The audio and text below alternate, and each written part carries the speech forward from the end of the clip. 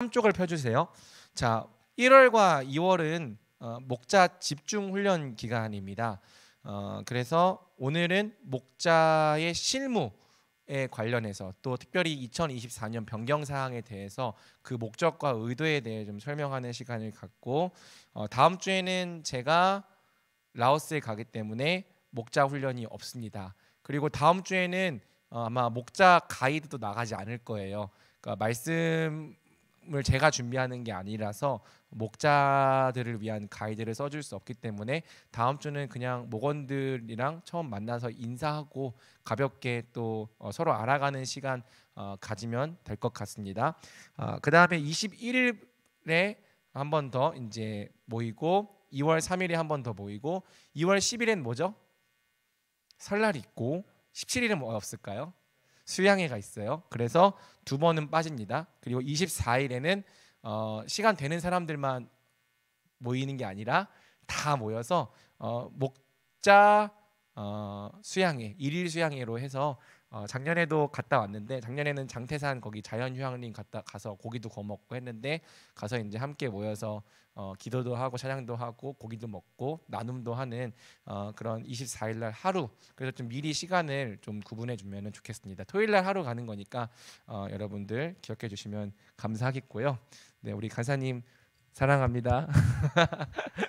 자, 지금 이제 목자 원래회가 3월부터 진행이 됩니다. 제가 2022년에 사역할 때는 목자 원래회가 없는 구조였어요. 그러니까 2022년에는 제가 사역 구조를 만든 게 아니고 선대에서 만들어 놓은 사역 구조를 그대로 이어받았는데 문제는 2021년까지 코로나 체제였기 때문에 오프라인 모임이 안 만들어져 있는 상황이었습니다. 그래서 2022년에 목자들끼리 정기적으로 모일 수 있는 시간이 없다 보니까 목자들이 그냥 알아서 각계 전투를 하는 일이 벌어졌고 그러다 보니까 목자들이 어떤 목자는 정말 잘하기도 하지만 어떤 목자는 정말 완전히 침체돼가지고 도저히 구제가 어려운 상태로 빠지기도 했었어요. 그래서 이 목자들을 정기적으로 만나고 대화하고 관리하고 또 이야기를 듣는 시간이 필요하겠다라는 목적 안에서 작년부터 이제 목자 원래회를 만들어 진행하게 되었습니다. 사실 목자 원래회로 참여하기 위해서 저녁까지 남는다는 게 좀 많이 피곤하고 힘든 일이긴 해요. 그런데 해보면서 이 시간이 꼭 필요하다는 확신을 가졌어요.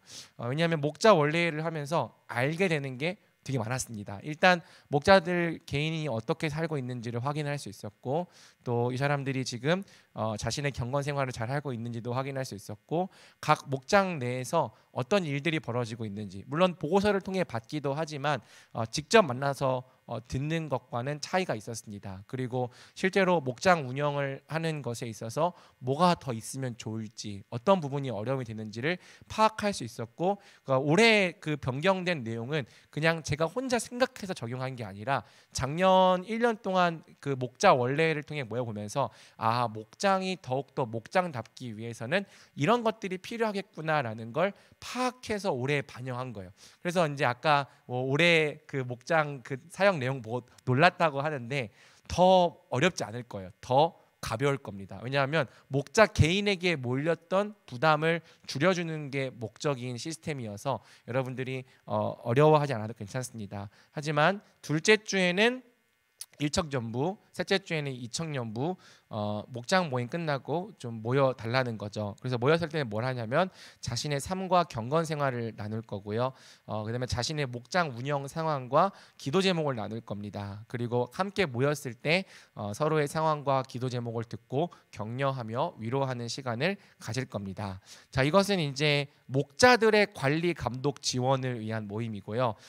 매주 토요일 날에 토요 목자 모임이 있습니다. 이 모임은 그 목장 모임 준비를 위한 모임입니다. 원래 토요 목자 모임을 오전 11시에 했었는데요. 오전 11시에 하면 오전에 듣고 배운 내용을 복습할 수 있다는 장점은 있는데 오전 11시에 하니까 참여율이 너무 많이 떨어졌어요. 한 5, 60%밖에 되지 않았고 여러분들만 못 참여하면 다행인데 저도 못 참여할 때가 너무 많았습니다. 왜냐하면 토요일 이 시간에 교회 사역이 있는 경우가 굉장히 많았고, 교회 사역이 있으면 청년부 사역이 우선되기 때문에 제가 이거 해야 됩니다라고 말할 수가 없고, 교회 사역에 제가 계속 빠져야 되니까 토요일 목자 모임이 계속 비는 거예요. 그래서 좀 피곤한 시간이긴 하지만 토요일 저녁 10시로 옮겼더니 그때부터 출석률이 한 95% 정도까지 올라갔습니다. 물론 이제 이청년부 안에서는 이 시간이 좀 힘들다고 말하는 제도도 있었지만 그래도 우리가 주일을 준비하기 위해서 조금만, 뭐 10시에 자는 건 사실 새나라의 어린이잖아요. 그래서 조금만 좀 저녁 시간을 할애해 달라고 부탁하려고 합니다. 이 시간에 하는 이유는 이제 출석률 때문에. 이 시간에 뭘 하냐? 지금 아래 표에는 시간이 잘못 들어가 있는데 30분 정도는 주일 설교 내용 요약과 핵심 정리를 할 거고요. 30분 정도는 목자 소그룹을 합니다. 그래서 목자들도 소그룹을 짜줄 거예요. 목자들, 이 소그룹은 목자들끼리 서로 격려하고 지원하는 소그룹이기도 하고요. 먼저 목자들끼리 서로 질문을 주고받으면서 나눔을 해보는 거예요. 그래서 이 내가 생각한 것들 나누고 또 내가 생각하지 못했던 내용들을 다른 지체들의 나눔을 통해 들을 때에 저런 생각도 할 수 있구나. 그러니까 미리 목장 모임을 예습하고 경험하는 거죠. 저런 거 괜찮겠다. 그러니까 여러분, 우리가 원래 듣고 저 괜찮은데 하면 써먹을 수 있잖아요. 그러면 저거 괜찮은데 그럼 내가 또 내일 써봐야겠다. 그러니까 이런 것들을 좀 미리 준비하는 시간, 길지 않게 30분 정도. 그리고 그 내용들을 돌아가면서 한 명이 정리해서 그 전체 목자단 카톡방에 올려주게 했습니다. 그러면 그 각 목자 소그룹에서 어떤 내용들을 나눴는지가 그 목장 카톡방에 딱딱딱 올라와요. 그러면 우리 목자 소그룹에선 이런 내용들을 나눴는데 다른 목자 소그룹에선 저런 내용들을 나눴구나라는 걸 글로 읽으면서 확인할 수 있어요. 그러면 우리 모두가 함께 목자 소그룹을 한 효과를 누릴 수 있는 거죠. 글쎄, 저는 다 읽어봤는데 여러분들 작년에 목자했던 사람들은 다 읽어봤는지 모르겠어요. 다 읽어봤나요? 네, 역시 대표 목자는 다릅니다. 생각해보니까 우리 일청년부의 경우에는 작년에 목자였던 사람이 지수밖에 없어요. 그러니까 완전히 물갈이가 됐어요. 새로운 목자단. 저는 좋다고 생각해요. 왜냐하면 목자단 자체가 되게 어려졌거든요. 그래서 우리 새로운 목자들, 또 이제 우리 청년부의 미래가 될 우리 꿈나무들이 열심히 목자로 잘 사역하면서 우리 청년부를 이끌어갈 다음 세대가 되면 좋겠다는 생각이 있어요. 계속 이렇게 형 누나들이 하면 안 돼요. 그래서 여러분들이 하게 된 게 너무 감사하고 그러니까 어쨌든 같이 그렇게 해보면서 토요일에 1시간은 준비하는 시간. 밤 11시 아닙니다, 여러분. 저녁 10시부터 11시까지만 하는 거예요. 자, 그래서 부득이한 일이 없을 경우에는 이 목자 모임을 꼭 참여해야 합니다. 그리고 특별한 경우로 불참할 경우에는 대표 목자한테 통보하는 게 아니라 상의하는 거예요. 뭐 대부분 다 보내줍니다. 하지만 통보하지 말고 상의하는 건 에티켓이고, 만약에 내가 못 참여하는데 무단으로 그냥 불참할 경우에는 이것은 조금 주의를 줄 수 있는 일이 될 수 있다. 그래서 우리 서로 배려하는 가운데 미리 알려주면 좋겠습니다. 그리고 아마 토요 목자 모임이 쉬게 되는 경우가 없을 거예요. 네, 올해에는 있을 수도 있는데 그럴 경우에는 페이퍼로 대체할 겁니다. 자, 그 다음에 이제 목자 보고서를 제출을 해야 되는데 기존에는 다 한글 파일로 제출을 했는데 우리 IT에 능하신 지수님께서 그 구글을 통해서 여러분들이 입력을 하면 실시간으로 제가 볼 수 있는 그런 형태의 목자 이 보고서를 만들어 주겠다고 해서 올해에는 조금 변경해서 그렇게 가게 될 것 같습니다. 그 목자 보고서에는 목원들의 예배 출결, 삶, 기도 제목 등을 보고서로 정리해서 매주 월요일 자정까지 제출을 하는 거고요. 좀 여러분들의 부담을 줄여주기 위해서 목자 원래회가 있는 주간에는 생략해 줍니다. 그래서 둘째 주에 일청년부 목자 원래회가 있었으면 원래회 때 자기 목장 상황을 얘기했을 거 아니에요. 그래서 보고서를 안 써도 된다는 거죠. 그리고 아우팅을 하는 주간도 생략합니다. 그러면 한 달에 2번은 목자 보고서를 쉬는 거고 2번만 쓰면 되는 거죠. 요거는 2022년보다 좀 경감된 사역 내용인 거예요.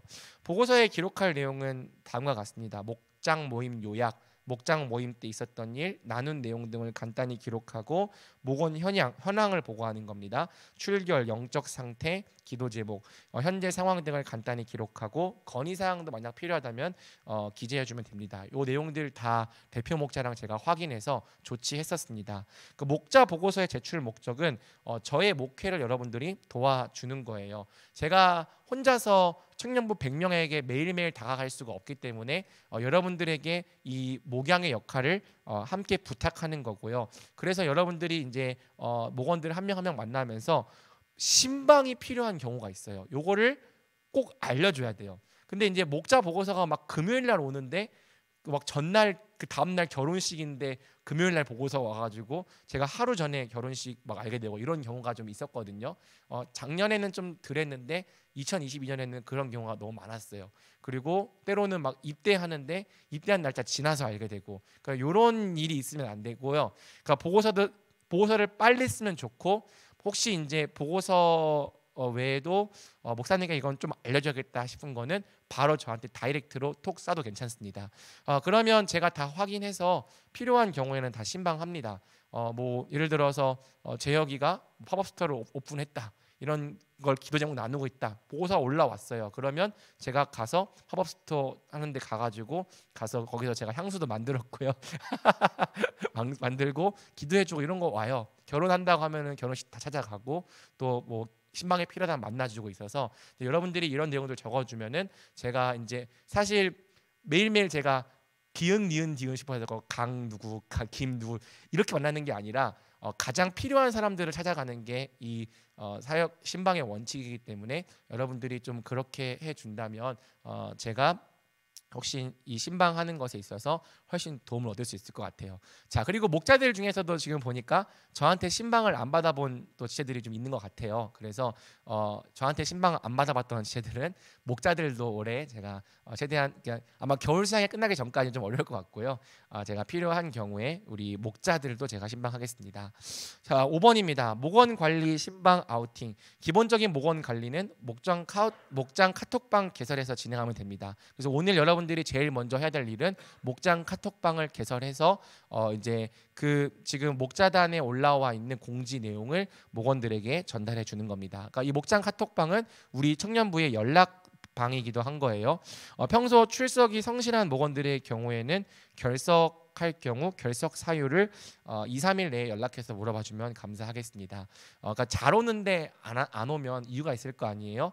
그리고 초반에 미리 목원들과 약속해서 불참 시 목원들이 먼저 목자에게 연락하도록 약속하는 것이 좋습니다. 이게 무슨 얘기냐면은 여러분들이 누가 안 왔어, 그럼 일일이 다 물어보면 힘들잖아요. 근데 목원들이 먼저 불참하게 될 경우 목자에게 연락을 주는 것으로 약속을 하라는 거예요. 다음 주에.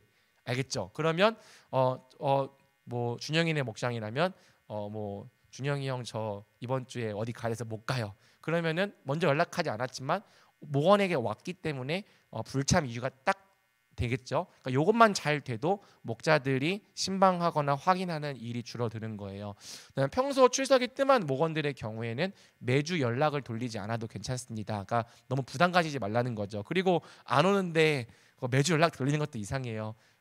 이번 주에는 오기를 바랍니다. 점점점 보내고, 또 다음 주에도 안 왔는데 잘 지내고 계신가요? 보내고, 또 일 남아 있고, 또 다음 주에 밥은 드셨나요? 보내고, 그런 거 하지 말라는 거예요. 그냥 좀 괜찮아요. 마음 편하게 가지시고, 다만 스스로 이제 실천 가능한 연락 빈도, 뭐 한 달에 한 번 정도는 안 나오는데 한 달 넘었는데 연락해 보자.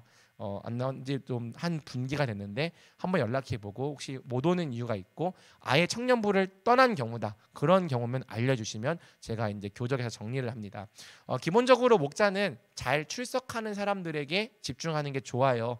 출석하지 않은 사람들 때문에 마음이 어려워지면 잘 참여하고 있는 사람들도 눈에 안 들어와요. 나는 목자를 잘 못하고 있는 것 같아.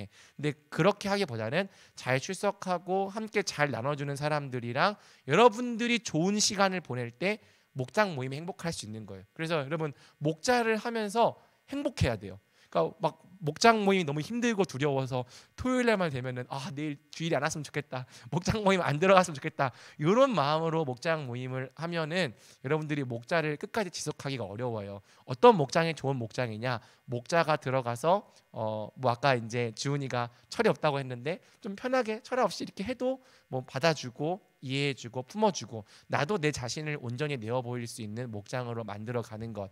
여러분부터가 힘을 얻고 위로를 얻는 목장이 되면 제일 좋습니다.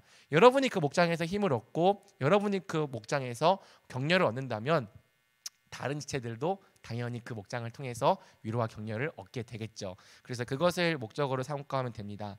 목원 신방은 이거는 권면사항입니다. 그래서 1년에 한 번 정도는 목원들을 사석에서 1대1로 만나기를 권장한다. 엄청 어려워 보이지만 그렇게 또 어렵지 않아요. 예를 들어서 뭐 한 목장에 한 6명 정도가 출석한다. 그러면 2달에 한 명씩만 만나도 다 만날 수 있겠죠. 그래서 아주 어려운 일은 아니니까 한번 사석에서 한번 만난 이 목원들은요, 내가 그래도 한번 만난 사이다가 돼가지고 좀 더 적극적인 참여자와 조력자가 됩니다. 그러니까 이 중에서도 저를 사석에서 한 번 이상 만난 사람들은 그래도 강영 목사님과의 좀 관계가 있으니까 좀 편하게 생각하는 마음이 있나?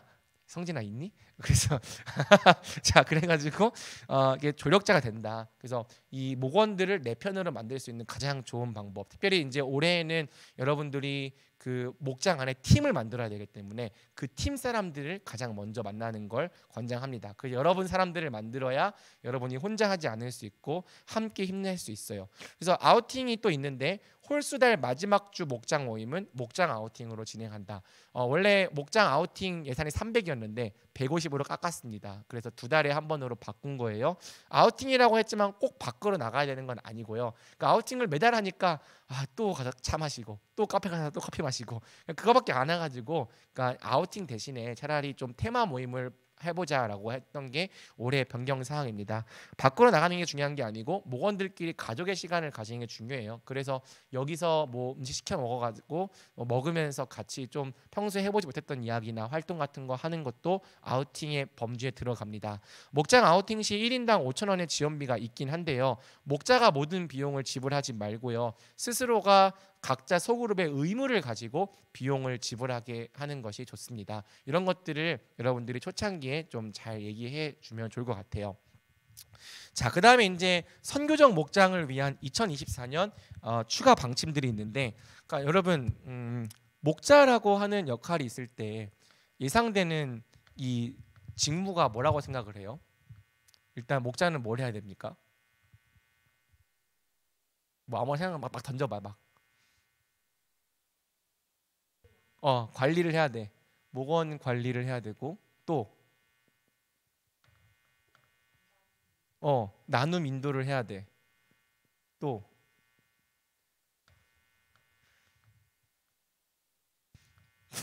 다 목사가 처음이구나. 자, 해봤던 사람들 우리 지수야 또 뭐가 필요하다 생각해? 뭐 기도 제목 받는 것도 중요하고. 그러니까 아무튼 뭐 또 생각해 보면은 말씀 공부도 사실 목자가 좀 필요하고 목원 관리에도 그냥 그런 게 아니라 기존 멤버 관리, 새가족, 장결자 이런 식으로 사실 목자 한 명이 해야 될 일들이 어마어마해. 그래서 목자들마다 잘할 수 있는 영역이 달랐어요. 제가 확인해 보니까 어떤 목자는 말씀을 잘 설명하고 나누는 걸 되게 잘했어. 근데 또 목원들을 관리하고 이런 부분에 좀 약한 사람들이 있었어. 말씀에 조금 약했지만 목원들을 좀 잘 관리하는 편인데 기존 사람들은 잘 데려가지만 새가족을 잘 못 잡는 사람들이 있었어. 그리고 새가족을 잘 챙기는 사람도 있긴 있었지만 또 뭐 장결자까지는 관심이 거기까지 이어지지 않는 사람들이 있었고 또 누군가는 나눔을 인도하는 게 되게 또 어려운 면들이 있었죠. 뭐 여기에 또 이제 목자 보고서 이런 것도 들어가겠죠. 그러니까 사실 그러니까 그러니까 이제까지 이 어떤 식으로 되면 목자 한 명에 목원들이 다 이렇게 매달려 있는 그러니까 이제 목자가 바로 서면 목장이 잘 되지만 목자 한 명만 이렇게 좀 잘 못해도 목장 분위기 전체가 우르르 무너지는 이러한 현상들이 있었던 거예요. 그래서 요거를 어떻게 좀 바꿀 수 있는가? 목장을 목자 개인에 의존하는 개인 사역이 아니라 팀 사역으로 바꿔야 된다. 그게 작년의 결론이었습니다. 그래서 이제 여러분들이 지금 다음 주부터 해야 될 일이 뭐냐면은 목장 안에서의 팀을 구성하는 건데요.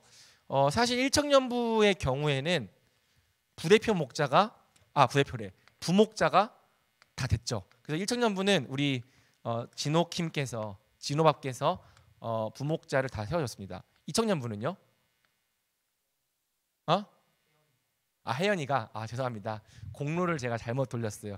혜연님께서 자 부목자단을 잘 구성해줬습니다. 자 그래서 목장이라고 하는 것을 어떻게 운영할 거냐면은 자 목자 그리고 부목자 그 다음에 서기 그 다음에 새가족 헬퍼 요것이 이제 기본 폼이 될 거예요. 그래서 일단 여러분들이 좀 선택했으면 좋겠어요. 목자랑 부목자 중에서 여러분들이 생각했을 때 나는 좀 말씀에 말씀에 좀 은사가 있는 것 같아. 그러면은 이 말씀 역할을 목자에게 맡기고 만약에 나는 조금 이 말씀을 나누고 하는 부분이 좀 부족해. 그러면 부목자에게 말씀을 좀 나누고 그러니까 인도를 하는 게 아니라 좀 이제 잘 같이 공부해가지고 막혔을 때 좀 같이 뚫어주고 또 설명도 대신 해주고 이런 역할을 맡기면 된다는 거지. 그래서 같이 한번 봐가지고 부목자가 좀 뭐가 좀 강력한가. 또 나는 목원들을 관리하는 것도 나는 잘 못하는데 이 친구가 좀 잘해. 그러면 이 친구한테 좀 더 목원 관리를 부탁한다든지. 그래서 이 말씀 나눔 그리고 목원 관리 이러한 이 역할의 비중을 한번 목자와 부목자의 은사에 따라서 한번 좀 누가 더 이런 것들을 많이 담당할지를 같이 좀 얘기해 보라는 거죠. 그러니까 아까 이제 은사랑 직분에 대해서 제가 분명히 설교했었었는데 여러분들 안에 있는 은사가 이제까지 직분이 없었으면 잘 발휘될 수가 없었을 거예요. 기회가 없으니까. 근데 또 여러분 막상 목자 해보면은 나는 좀 이런 쪽에 더 잘하는구나. 그러니까 말씀 나누고 이런 것보다는 좀 삼나눔 하는 데에 좀 강력하고 그런데 좀 뭔가 설명하고 이런 거에는 좀 부족하구나. 그러니까 이런 것들을 좀 고민해 봐가지고 목자와 부목자가 좀 자기가 좀 잘하는 이 면을 좀 이렇게 서로 대화를 해봐가지고 분담을 하자는 거죠. 물론 이제 목자가 기본적으로 우리가 목자 모임을 하기 때문에 공부를 해 와야 돼요. 근데 이 목자 가이드를 부목자한테도 주세요. 제가 다 웬만하면 가요. 자, 웬만하면 다 정리를 해주기 때문에 읽어도 이해할 수 있게 만들어 줄 거고 올해는 목자 가이드 폼이 조금 바뀔 거예요. 여러분 목장 모임을 더 용이하게 하기 위해서 제가 뒤에 설명할게요. 질문할 수 있는 그러니까 그 질문들을 넣어줄 거예요. 그러니까 1번 질문이 있으면 1번 질문의 소질문들 해서 이제 여러분들이 그 질문들을 사용해서 이제 목장 모임을 운영해 갈 수 있도록 도와줄 거기 때문에 그걸 나눠주면 되고 그래서 이 말씀과 목원 관리에 대한 부분들을 사실 이 두 개가 제일 중요하죠.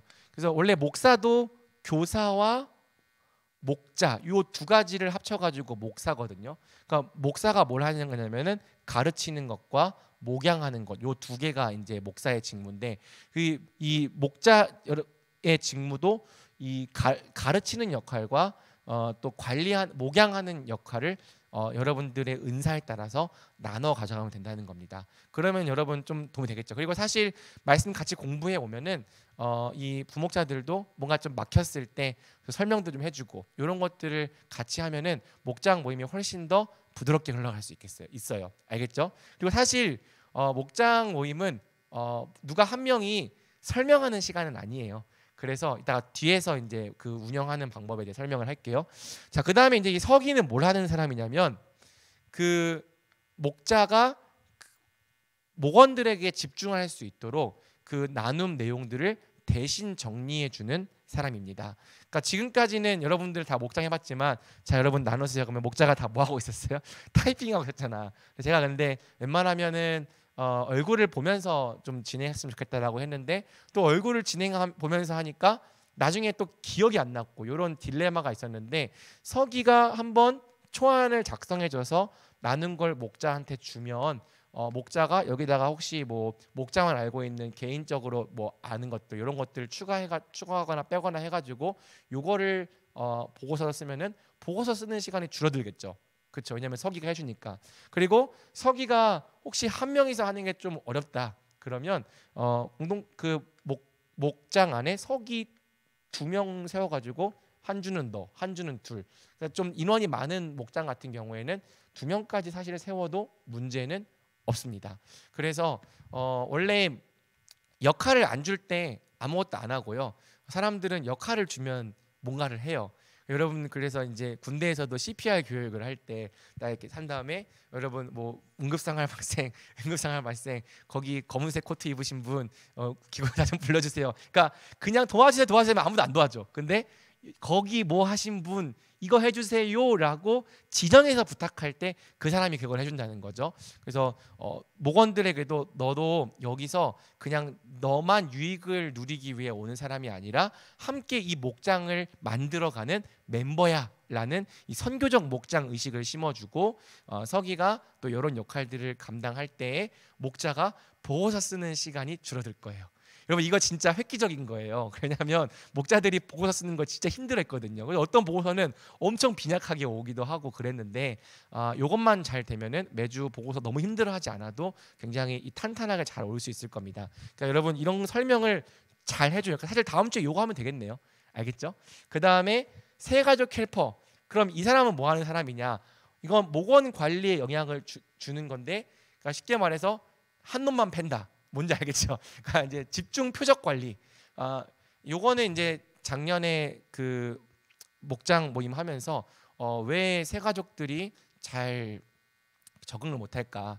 요거를 청년부 장 모임에서도 나누고 목자 원래에 통해 나눴는데, 결론이 뭐였냐면 이제 새가족들이 새가족반을 수료하고 목장에 가면은 목장에서 자기에게 관심을 가져주는 사람이 없다는 거예요.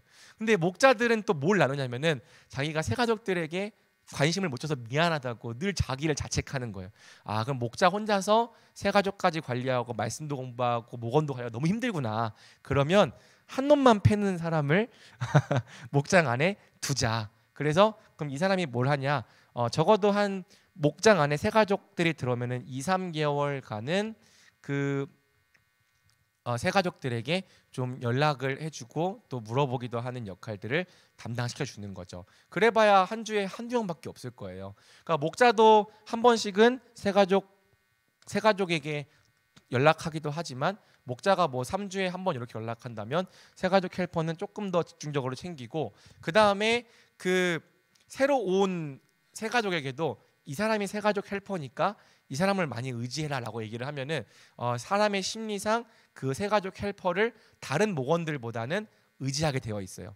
그러니까 처음에는 딱 목원에 와가지고 목자만 바라보고 있다가 목자만 아니라 나를 도와주기 위한 사람이 한 명 더 있다. 이것만 느껴도 마음에 좀 평안함이 있거든요. 그래서 새가족들이 왔을 때 이 사람이 새가족 헬퍼니까 새가족들을 위해 존재하는 사람이니까 잘 써주시면 감사하겠습니다. 이렇게 얘기만 해줘도 훨씬 그 새가족들의 정착률이 올라갈지 안 올라갈지는 또 해봐야겠네요. 올해 한번 해보고 내년 또 올해 말에 또 한번 결산하면서 피드백하면 좋겠습니다. 그래서 이 새가족 헬퍼가 이 새가족도 관리하지만 또 누굴 관리해야 되냐면 새내기를 관리해야 돼요. 새내기들이 사실 멘토가 있어요. 그 우리 임원단 안에서 새내기 20살 한 명 한 명당 그 멘토를 한 명씩 지정했어요. 그럼 멘토가 한 번씩 연락해주고, 또 목장 안에서 새가족 헬퍼가 연락해주고, 또 목자가 연락해준다면 3명이서 관리해주는 거네. 그러면 새내기의 정착률도 조금 더 올라가지 않을까 기대하는 거죠. 그래서 새가족 헬퍼도 그러니까 여러분 그 목원들 중에 좀 괜찮은 자원들이 분명히 있을 거예요. 목자가 될 만한 시간이 안 돼서 목자가 안 됐을 뿐이지, 사실 이 사람 당장 목자를 한다고 해도 괜찮은 사람들이 여러분 목원들 중에 분명히 있다고요. 그럼 그런 사람들에게 목자까지는 아니지만 이런 역할들을 맡아달라고 부탁해서 요거를 다 세워서 다음 주 다다음 주까지 여러분들이 좀 보고를 해주세요. 그래서 각 목장의 팀이 어떻게 만들어졌는지를 제가 확인하고요. 그래서 이게 다 되면은 나중에 한번 그 목장 팀 집체 교육이라도 한번 해보도록 하겠습니다. 알겠죠? 그래서 다 모아놓고 우리는 목장입니다. 뭐 이런 식으로 해가지고 집체 교육을 해보도록 하겠습니다. 여러분 이해가 돼요? 그러니까 훨씬 더 잘할 수 있어요. 이렇게 하면 그러니까 짐을 나눠 가지는 게 중요하다는 거죠. 자, 뭐 내용 계속 보고 그래서 2024년에는 목장 사역의 목적을 배가로 삼는다. 자, 물론 작년에도 목장 모임 안에서 이제 사람들을 품으려고 하고 또 함께 하려고 했어요. 근데 그것 자체가 목적이 아니고 약간 목장 모임은 좀 나를 위해서 또 나눔을 위해서 내가 좋기 위해서 가는 좀 경향이 컸어요. 그런데 이제 우리는 교회 안에 찾아오는 사람들을 품어줄 수 있는 이 개방적인 목장, 선교적인 목장이 되어야 돼라는 얘기를 저도 할 거고 여러분도 좀 많이 해주는 거죠. 그래서 선교적 목장이란 어떤 목장이냐? 타인 중심적인 목장. 그래서 이 새로 들어오는 목원들을 관리하고 연락하고 품어주는 거를 목자만 하는 게 아니라 우리가 다 함께 하는 거야라는 인식을 계속 심어주라는 거죠. 그러면 여러분들이 하는 일들이 좀 줄어들 거예요. 그래서 어떻게 하면 우리 목장 안에 새로운 가족들을 더 효과적으로 품을 수 있을까? 우리의 목적은 가족을 늘려가는 거야. 다 함께 가족이 되는 거야라는 걸 늘 생각하면 좋겠고요. 그래서 수가 크게 늘어나면요, 목장을 분가해 보려고 해요. 그래서 여러분 중에서 분가하는 목장이 많이 나왔으면 좋겠습니다. 작년에도 분가하는 목장이 있었어요. 그래서 좀 해보다가 꼭 부목자가 목장 안 해도 괜찮고 또 목장 안에서 누군가 또 상황이 돼서 새로운 목자로 세울 수 있을 것 같다 싶으면은 또 나누고 그러면 또 나눈 목장 안에서 팀을 구성해서 목장이 배가할 수 있도록 그렇게 한번 진행해 보도록 하겠습니다. 자, 그다음에 이제 모임 진행까지만 하고 이제 오늘 마치게 되는데요. 2024년에는 목장 모임 시간을 좀 강화하겠다고 제가 아까 OT 때도 얘기를 했습니다. 물론 이제 기계적으로 5시 반까지 땡 하고 가라 그런 뜻은 아니에요. 뭐 인원이 막 2명밖에 없는 목장이랑 8명 모이는 목장이랑 1시간 반 채우는 게 똑같진 않을 거거든요. 하지만 제가 이제 부탁하고 싶은 거는 목장 안에 그 나눔에 필요한 요소들이 빠지지 않게 잘 들어가게 해달라는 거죠. 그러니까 어떤 목장의 경우에는 목원들, 그러니까 다 목자들만의 개인 철학이 있었어요. 그래서 어떤 목자는 말씀 나누는 게 중요해가지고 말씀만 또 하는 목자도 있었고, 어떤 사람은 이 말씀하면 싫어해. 그래서 말씀 대신에 말씀 되게 짧게 그냥 하나씩만 딱 하고 좀 많이 놀게 해주는 목장을 해야 돼. 이런 목장도 있었습니다. 장단점이 있었고 또 그것들 열매가 있다는 걸 제가 알고 있어요. 하지만 좀 올해에는 우리가 좀 이 목장 모임 자체를 통일해가지고 뭐 각각 목자에 따라서 목장 모임의 성향은 달라지겠지만 그래도 어느 정도는 우리가 동일한 스피릿을 가지고 갔으면 좋겠다는 거죠. 자, 보통 우리 예배가 4시에 끝나기 때문에 2시에 가는 4시에 끝나요. 4시부터 몇 분까지죠? 4시 반까지는 3나눔, 그 다음에 4시 반부터 5시 15분까지는 이제 뉴스레터 질문을 통한 말씀 나눔, 그리고 5시 15분부터 5시 30분까지는 이제 기도 제목 나눔 플러스 기도회. 이렇게 하면은 아마 시간이 빡빡하게 찰 겁니다. 저도 라떼를 좀 마셔보자면 제가 대학생 때는 2시간씩도 했어요. 그러니까 이제 시간을 채우는 게 어려운 게 아니고 얼마나 의미 있는 시간을 만드냐가 사실 되게 중요한 과제였기 때문에 그 시간이 의미만 있으면 더 오래도 모입니다. 그래서 더 시간에 의미가 있으면은 너무 아쉬워서 따로 목장끼리 막 MT 가기도 하고요. 그러니까 그 시간을 의미 있게 만드는 게 중요한 거지. 이게 시간이 길면 무조건 힘들다 이런 생각은 하지 않는 게 좋아요. 물론 처음에 너무 힘들면 좀 짧게 해도 괜찮아요. 그래서 저도 저희 교회 처음 왔을 때 30분씩 설교하다가 점점 3분씩 늘다가 어느새 이제 작년에 1시간 반 찍고 회개했는데 그래서 다시 돌아왔어요. 아무튼 좀 천천히 늘려가도 괜찮으니까 아무튼 목표를 이렇게 삼으라는 거죠. 자, 3나눔을 할 때에는요 다음과 같은 요소가 필요해요. 목자, 부목자, 서기, 새가족 헬퍼. 이 사람들은 여러분들의 아군입니다. 그러니까 목장 모임을 하면 가장 어려운 게 뭐냐면 목원들이 입을 안 여는 거예요. 처음에는. 그래서 이 사람들이 입을 어떻게 열게 만들 수 있겠는가. 아까 제가 이제 목자의 직무 얘기해 보세요라고 하니까 아무도 얘기를 안 하다가 누가 목원 관리 이렇게 얘기했잖아. 그러니까 물어보면 우리 대한민국 사람들 다 그래요. 뭐 물어보면은 다 이러고 있어. 다른 누군가가 말해주겠지. 근데 이제 제가 다른 누군가 말해주겠지. 또 가만히 있어. 그러다가 누가 한 명 말하기 시작하면 그때부터 좀 말하는 특징이 있는 것 같고요. 우리 대전은 더 그런 것 같아요. 이제 충청도 스타일. 그래서 일단 이렇게 적극적으로 일단 말하는 게 아니라 한번 좀 눈으로 보는 이러한 좀 특징이 있는데 요거를 극복하기 위해서는 이제 바람잡이를 한 명씩 심어놔야 된다. 그럼 누가 바람잡이냐? 여러분들이 세운 그 부목자, 서기, 새가족 헬퍼가 이제 이 바람잡이인 거예요. 분위기를 띄워줘야 된다는 거죠. 어떻게 분위기를 띄우냐? 먼저 겸손하게 나누면 돼요. 목자는 질문하는 사람이기 전에 먼저 자기 자신에 대해서 겸손하게 오픈하고 솔직하게 나눌 줄 아는 사람이어야 돼요.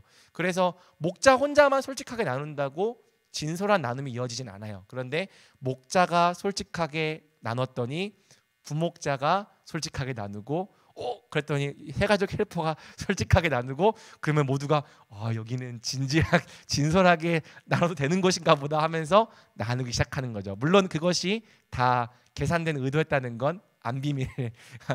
근데 목원들은 또 그런 거 생각 안 하니까. 그래서 먼저 좀 삶을 오픈하라는 거죠. 삶 나눔에 근황과 고민, 경건 생활 등이 포함되어야 합니다. 삶을 나누라고 하면은 똑같아요. 끝. 이런 사람들이 있어요. 근데 사실 똑같나요? 똑같진 않거든. 그러니까 매일 똑같이 학교 가고 뭐 퇴근하고 뭐 직장 생활하고 하더라도 하루하루는 달라요. 근데 아직 그만큼 친하다는 생각이 안 들고 그만큼 자세하게 얘기해도 될까라는 생각이 좀 드는 건데 어떤 요소가 들어가냐면은 근황도 들어가고 난 요즘 이런 거 고민하고 있어. 고민이 있으면은 고민도 좀 나눌 수 있는 고민이면은 나눠주고 나 요즘에 이런 거 시작했어. 말씀 나눔하고 있는데 좋은 것 같아. 이런 경건 생활 하고 있는 것들도 포함할 수 있겠죠. 그래서 신앙적인 고민, 최근 경험하고 있는 은혜, 실천하고 있는 말씀을 좀 나눌 때 그냥 뭐 오늘도 출근했다 퇴근했다 이런 게 아니라 이 하나님 말씀 안에서 내가 어떻게 살아가고 있는지를 나누는 밀도 있는 삶 나눔이 될 수 있습니다. 근데 이렇게 해도 입이 안 열리는 사람들이 있어요. 그럴 때 사용하는 게 이제 열린 질문을 사용해야 되는 거죠. 그래서 너는 어떻게 생각했어? 그러면 똑같았어. 똑같았어? 그러면 그 똑같았던 것 중에서 그래도 뭐 하나 달랐던 게 뭐야? 이런 식으로 이제 하나라도 나눈 거가 있으면은 거기에 부연되는 이 추가 질문들을 해나가면서 조금 더 말할 수 있도록 유도해주면 좀 나눔 시간이 길어질 수 있습니다. 그리고 목장 초창기에는요 너무 안 친할 때니까 특정 주제로 나눔을 하는 것도 괜찮아요. 그래서 뭐 우리 청년부 국룰이지만 MBTI 뭐 한 주 정도 해도 괜찮겠죠? 3나눔 시간에 사랑의 언어라는 것도 있어요. 나는 이런 거 할 때 사랑을 느껴. 뭐 비전에 대해서도 좀 친하면 나눌 수 있겠고 관심사 나 맛집 좋아하는데 근데 또 맛집에 관심 없는 사람들이 있어서 그래도 한번 나눠보고 이렇게 가볍게 나눌 수 있는 다양한 주제 나눔을 해도 좋습니다. 뭐 나눔을 할 수 있는 뭐 카드도 있어요. 뭐 나의 감정을 표현하는 카드 집어가지고 나의 요즘 기분은 햇님이야 막 이러면서 나눌 수 있는 그런 것도 툴을 사용해도 괜찮아요. 그러니까 초창기 1월달, 2월달에는 이런 툴도 한번 고민하면서 사용해 보면 좋겠습니다. 자, 그다음에 이제 말씀 나눔이 이제 중요한데 이게 이 목장이 은혜가 있는 목장이 되려면은 진리의 성분이 분명히 필요해요. 그러니까 진리는 안 좋아해. 진리는 딱딱하니까 싫어할 거야라고 생각하면서 진리를 빼버리면은 분위기는 좋아도 성장이 없는 소그룹이 될 수 있습니다. 아까 이제 제자반이 좀 딱딱하다고 했는데 딱딱한 이유는 뭐냐면 되게 진리를 배우는 비중이 되게 높았기 때문이죠. 그러니까 삶을 나누는 비중보다는 배워야 될 내용들이 늘 있고 그것들이 차지하는 비중이 높다 보니까 딱딱하긴 했어요. 근데 딱딱하다고 해서 은혜가 없는 건 아닌 거 맞죠? 그래서 나중에 이게 지금은 돌덩어리처럼 들어갔어도 좀 체한 것 같아도 시간이 지나면 소화가 되면서 삶으로 녹아든다고요. 그 진리를 잘 먹이는 게 중요해요. 자, 그래서 제가 설교하는 방식이 뭐냐면은 강해 설교라고 하는 방식입니다. 자, 강해 설교라고 하는 방식은 바꿔 말하면 귀납적 설교기도 해요. 그러니까 여러분들 연역적 설교는 뭐 1번 뭐 하나님은 이런 분이십니다 하고 그런 거기에 맞는 구절을 갖다 붙이고 또 2번 우리도 사랑해야 됩니다. 그럼 거기에 맞는 구절 갖다 붙이고 그래서 먼저 이 주제를 정해놓고 거기에다가 말씀을 끌어당겨서 붙이는 설교가 연역적 설교고 주제 설교입니다. 제 설교는 강해 설교예요.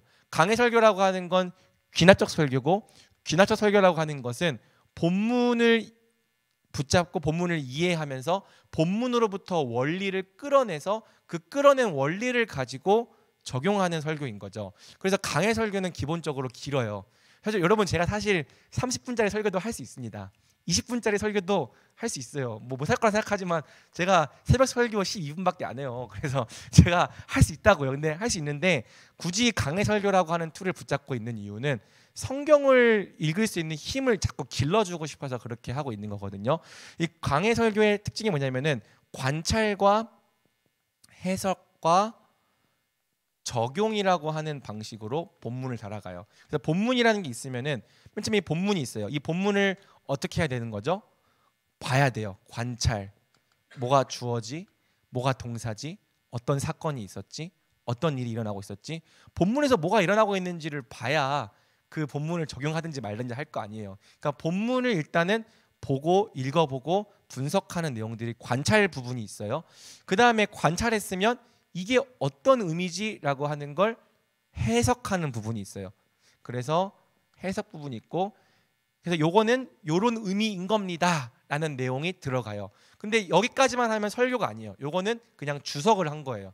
그럼 설교가 되려면 뭐가 필요하냐면 적용이 필요해요. 그래서 이렇게 해석한 의미가 오늘 나에게 무슨 의미가 있는 거지? 라고 하는 적용. 그래서 이 본문을 설교할 때 관찰과 해석과 적용이 다 들어가니까 설교가 길어지는 거예요. 자, 그래서 지금 보통 제가 하나의 본문이 있어요. 본문이 있으면은 그 본문을 어떻게 설계하냐면은 본문이 이제 단락으로 나눕니다. 뭐 서브 1, 서브 2, 서브 3, 메인 아이디어. 그래서 오늘 같은 경우에 1절부터 11절까지 사도행전을 설교했다면 1절부터 3절 그리고 뭐 4절부터 5절 그리고 6절부터 11절 이렇게 본문이 단락이 나눠져요. 그리고 이 단락에 대한 각 관찰, 해석, 적용이 다 조금씩 들어가 있습니다. 관찰, 해석, 적용, 점점 쓰기 귀찮아가지고 해석.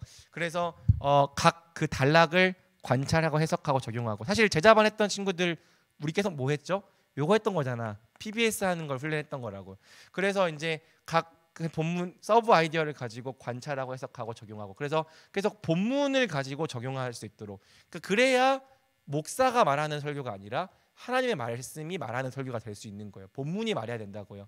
그래서 결론에서 뭘 하냐? 결론에서는 요 메인 아이디어를 가지고 결론 중심 주제를 가지고 결론을 잡고 여기에 이제 서론을 잡는데 서론에는 뭐 주의를 환기할 수 있는 내용이라든지 아니면 어떤 상황에 대하든지 아니면 전 본문에 대한 복습을 한다든지 요렇게 지금 설교가 하고 있어요. 서론에서는 요 셋 중에 하나를 하고 있어요. 주의를 환기시키는 내용이나 상황을 얘기하는 내용이나 복습을 하거나 그리고 본문을 단락으로 나눠서 첫 번째, 두 번째, 세 번째에 대한 관해적 그리고 메인 아이디어 설교가 이렇게 진행되고 있어요. 그러니까 요거를 알고 들으면은 설교가 이렇게 흘러갔구나라는 구조를 파악했어요. 요거는 관찰부.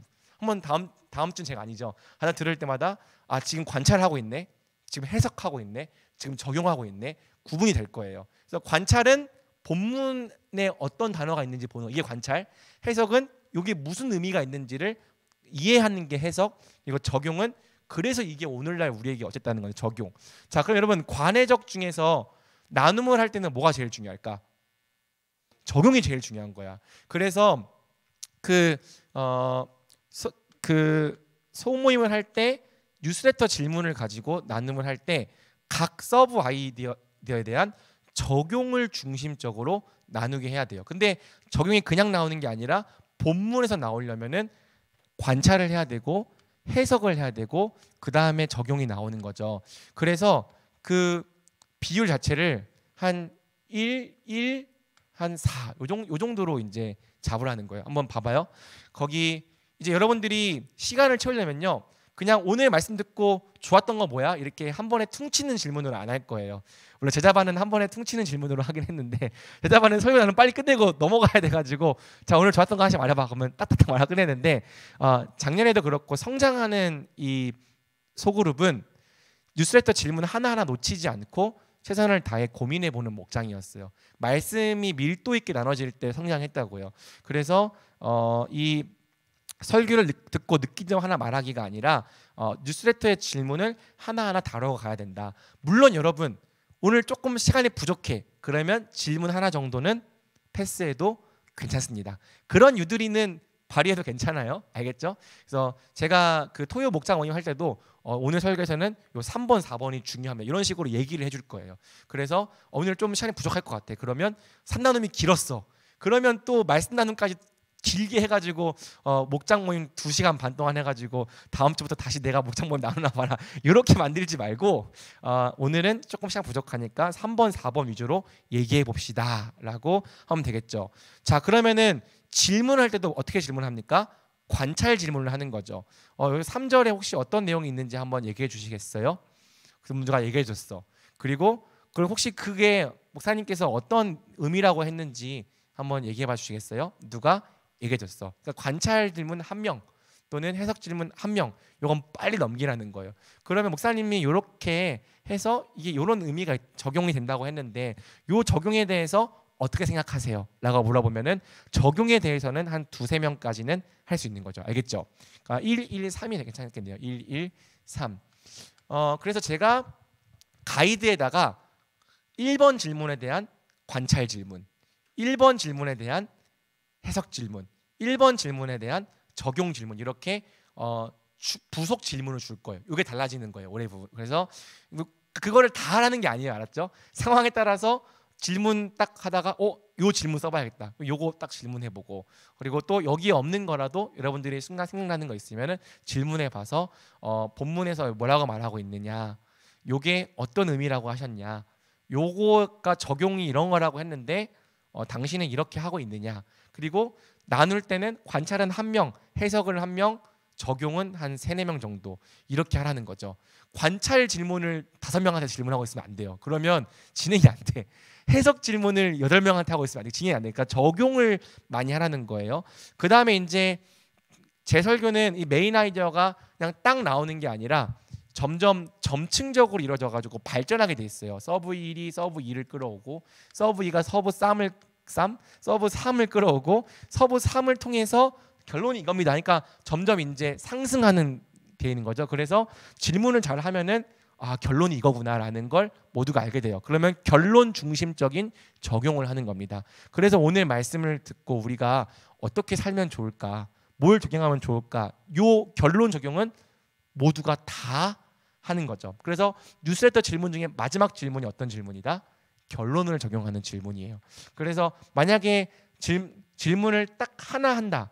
그러면은 마지막 질문을 가지고 목장 모임을 하면 되는 거죠. 그러니까 1번은 서론에 대한 질문, 2, 3, 4번은 설교의 바디에 대한 질문, 5번은 결론에 대한 질문인 거예요. 5번의 질문이 제일 중요하고 요 설교 가지고 나는 이렇게 했던 것 같다. 자기를 반성하는 시간도 괜찮고 나는 이렇게 하겠다. 결단하는 시간도 괜찮아요. 그러니까 아무튼 결론에서 모두가 다 나눌 수 있게 하라는 거죠. 이렇게 하면은 45분 의외로 금방 갑니다. 진짜 금방 가요. 50분 갈 수도 있고요.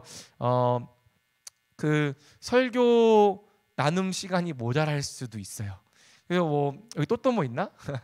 또또모에서도 몰라요. 제가 듣기로는 2시간씩 말씀 나눔을 한다고 하는데 요즘에도 그러고 있는지는 모르겠어가지고 자 서울 아닌데 그런 아닌가 봐요. 아닌 걸로. 자 아무튼 자 말씀 나눔을 풍성하게 할 수 있다는 거죠. 그 다음에 이제 기도 제목 나눔하고 기도회를 하는데 자 여러분 이걸 적용을 시키려면 어떻게 되냐면은 기도를 해야 돼요. 말씀 가지고 기도를 해야 되는데 갑자기 기도 제목을 나누라고 했더니 뭘 나누냐면 우리 가족 건강하게 해주세요. 아니면 그냥 학점 잘 받게 해주세요. 말씀이랑 전혀 상관없는 기도 제목을 내놓는다고요. 그게 잘못된 건 아니에요. 그런데 여러분이 목자라면 한 가지 기도 제목을 더 내놓게 하라는 거죠. 어떤 기도 제목?